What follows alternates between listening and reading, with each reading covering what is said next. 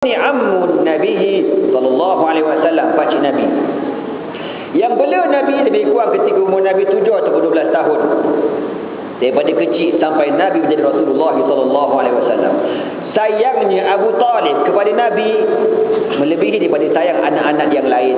Kalau tuan-tuan baca sejarah, Abu Talib ketika berniaga, orang Quraisy, dia orang berniaga dekat overseas, dekat luar negara setahun 2 kali. Li'ilafi Quraisyin ilafihim rihlat asy-syita'i was-sayfi. Menjadi kebiasaan kepada orang Quraisy, mereka berniaga dalam setahun 2 musim, rihlat asy-syita'i pada musim sejuk, was-sayfi. Pada musim sejuk orang berniaga ke arah Yaman, musim panas Taif mereka berniaga ke arah Syam di Damsyik, tempat kami belajar dahulu. Jadi Abu Talib tu tuan-tuan, masa dia nak pergi, anak-anak nak ikut ni. Baba nak ikut, ba nak ikut. Abu Talib anak ramai tuan-tuan. Antaranya Ja'far bin Abi Talib, Ali bin Abi Talib, Aqil bin Abi Talib dan beberapa ramai lagi lah. Baba nak ikut, ba nak ikut. Abu Talib kata, jangan ada, duduk rumah. Tengok kau depek kat rumah. Contoh lah tuan-tuan. Upin Ipin tu ada, tengok. Kau jangan ada ikut. Susah. Nabi ni numpang rumah Abu Talib. Dia senyap sallallahu alaihi wasallam. Tak kata sepatah. Abu Talib baru nak start unta tuan-tuan. Bila tengok muka Nabi, dia pula terus sedih. Muhammad ikut pakcik tak? Nabi tak cakap pun nak ikut, dia pula terus offer. terus bawa tuan-tuan. Itu yang sampai dia ke Busra kan, dekat Damsyik, dekat Syria tu, jumpa dengan padri Kristian yang katakan budak dibakar dari seorang Nabi. Itulah sayangnya Abu Talib kepada Nabi Muhammad. Contoh tuan-tuannya, kalau Abu Talib pergi nyoping dekat Giant Mekah lah tuan-tuan.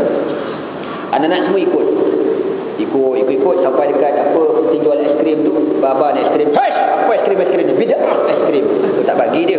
Batuk jangan, H1N1 macam-macam lagi dia kata. Tapi kalau Nabi kata je, tak payah kata, tengok je. Muhammad nak aiskrim ke? Muhammad nak ya. Cakap aiskrim apa? Mongolia ke Al-Taduya? Tuan-tuan, semuanya ada. Kau nak apa cakap? Sayangnya Abu Talib kepada Nabi. Sampailah Nabi berdakwah tuan-tuan jadi Rasul sallallahu alaihi wasallam. Tuan-tuan tahulah, kalau cerita sacrifice Abu Talib ni memang dahsyat. Ditakdirkan Allah, diringkaskan cerita, Abu Talib pula jatuh sakit. Bila Abu Talib jatuh sakit, Nabi ni susah hati, duduk belah kanan. Mayat tengah, orang kata Abu Talib ni tengah nazak lah orang kata. Nabi duduk belah kanan, Abu Jahal, Abu Lahab, Abu Labi and the gang tu duduk belah kiri. Nabi kata, ya ammi, pakcik, qul la ilaha illallah kalimatul uhajjuka amama Allah yaumil qiyamah. Pakcik, sebutlah la ilaha illallah, kalimah yang akan menyelamatkan pakcik di hadapan Allah di hari kiamat nanti. Abu Talib tengok Nabi dengan mata yang sayu tuan-tuan. Baru nak sebut, tiba-tiba Abu Jahal, Jangan talib. Tengok muka aku Talib, tengok muka aku. Kau jangan lupa aku. Aku ni classmate kau kan. Kau jangan lupa aku. Dia tuan-tuan, Abu Talib, walaupun dia sayang Nabi, tetapi di waktu yang sama dia masih lagi berkawan dengan puak-puak mangkuk ayun tu tuan-tuan. Abu Jahal, Abu Lahab, Abu Labi and the gang. Masih berkawan lagi. Itu masalah kita. Kita ni tuan-tuan, dengan sebab berkawan tu kita boleh jadi rosak tu. Bila Abu Jahal kata macam tu, geling kepala Abu Talib. Tak boleh nak sebut tuan-tuan. Nabi pujuk lagi. Ya ammi, pakcik, sebutlah la ilaha illallah, kalimah yang akan menyelamatkan kau di hadapan Allah. Baru nak sebut, Abu Jahal kata, Talib, kau jangan lupa aku Talib. Kau lupa baru ni World Cup, aku belanja kau makan kedai mamak. Tu Ali Corner depan tu aku belanja kau jangan lupa. Kan? Tu ayam tanduri, kopi ready, match cawan, aku bayar belaka, kau jangan lupa. Giling kepala Abu Talib tuan-tuan. Akhir aku kata Abu Talib, ya Muhammad, bal amutu ala dini abai wa ajdadi.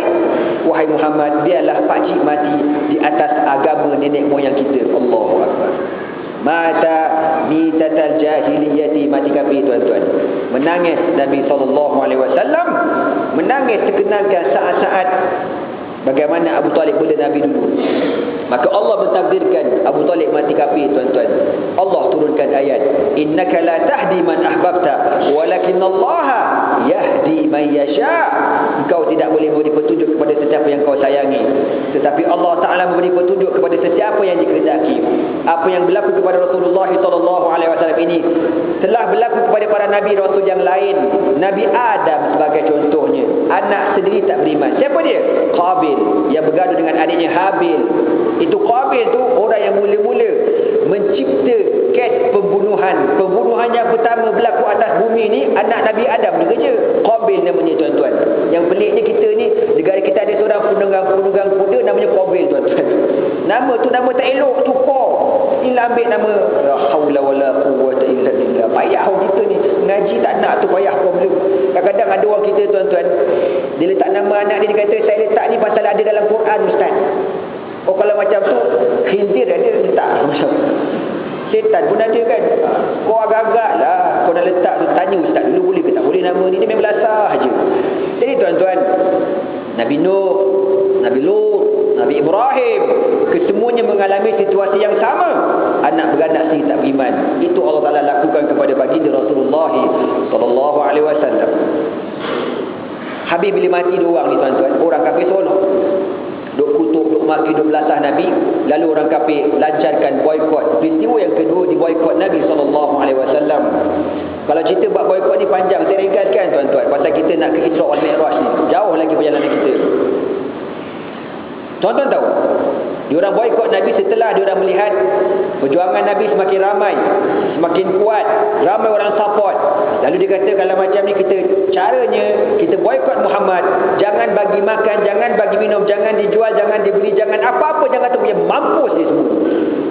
Maka Nabi mengalami situasi yang begitu kritikal, diboikot tak kurang 3 tahun, tidak ada makanan. Sehingga disebutkan dalam sejarah, sahabat Nabi terpaksa makan kulit-kulit, daun-daun kayu. Sehingga disebutkan lagi, tuan-tuan, dalam kitab Fiqh Sirah karangan Dr. Said Ramadan Al-Muti, ketika diorang buang air besar, keluar najis tu macam rupa tai kambing, tuan-tuan, bulat-bulat, macam coklat kendos macam tu, macam makjun bulat-bulat. Tahu kenapa? Pasal makan pokok kayu, makan daun, makan rumput, makan kulit kayu. Kalau tuan-tuan tak percaya, makan tu seminggu, tengok macam mana. Tak keluar kau jangan panggil aku Jamal kan. Kita punya tu dia kau besar tu sekali keluar. Tahu pasal apa? Pasal kita ni melintang, membunuh lalu melintang patah, semuanya aku belasah. Lepas ni dia makan, ustaz kan? Kita kalau buat makan, tuan-tuan Melayu ni mengalahkan Ya'juj wa Ma'juj makanan kita. Kalau sup contoh kan, sup tulang tu jin punya tu tak? Jin berhati je nak kena mamak ni. Dalam suar aku kau belasah, suar jin, makanan aku pun kau belasah juga. Okeylah, tuan-tuan, diboikot Nabi selama 3 tahun. Akhirnya ada seorang kafir ni nama Abu Bukhturi dan kawan-kawannya, Sam'ah bin Al-Aswad. Ada 6 orang, tuan-tuan, orang kafir yang tak sampai hati, yang orang kata apa, bersimpati dengan apa yang Nabi SAW alami. Diorang ni walaupun diorang kafir, tapi diorang tak sampai hati tengok Nabi tak ada makanan, keluarga Nabi tak ada makanan, para sahabat tak ada makanan. Akhirnya diorang pakat untuk membatalkan pemboikotan tersebut. Ini, tuan-tuan, kafir ni macam-macam kategori. Ada kafir yang okey, ada kafir yang tak okey, tuan-tuan. Jadi dalam Islam ni ada kafir harbi, ada kafir zimmi, ada kafir mu'ahad, ada kafir musta'man, yang semua ni ada hukum masing-masing. Sebab tu Abu Bukhturi ni dalam sejarah cerita, dalam peperangan Uhud, Nabi SAW kata, kalau tengah perang nanti kamu jumpa Abu Bukhturi, jangan bunuh dia. Sahabat kata, kenapa ya Rasulullah? Pasal ketika di Mekah dulu, dialah yang support kita. Walaupun dia kafir, tapi dia support kita, dia batalkan perjanjian pemboikotan itu. Maka sahabat pun pegang kata Nabi. Disebutkan sejarah, tuan-tuan, ketika tengah berperang ni, sahabat jumpa Abu Bukhturi ni. Abu Bukhturi dengan kawan dia. Jadi sahabat kata, cek Haji Abu Bukhturi, Haji nak perang, sempat lagi interview, tuan-tuan. Nabi kata, Nabi pesan jangan bunuh Haji ni. Kenapa? Pasal Haji masa dekat Mekah dulu okey. Dia kira kategori macam kafir dalam Pakatan Rakyat lah, macam tu, DAP. Payah sangat nak faham, geram tu lepas. Kan? Kafir yang reti, yang cuba nak memahami Islam, tuan-tuan. Boleh? Ke tak boleh, tuan-tuan? Itulah masalahnya. Belajar ni dia kena clear, kena jelas, tuan-tuan. Macam tu. Jadi sahabat kata, kami tak nak bunuh, pasal kamu masa dekat Mekah support Rasulullah. Tapi dia ada buat kawan dia. Apa dia kata? Dah kawan aku ni, cek nama apa kawan? Cek. Oh, dia tak ada. Dia ni kena bunuh. Wajibul gunnah, kena bunuh. Apa kata Abu Mufturi?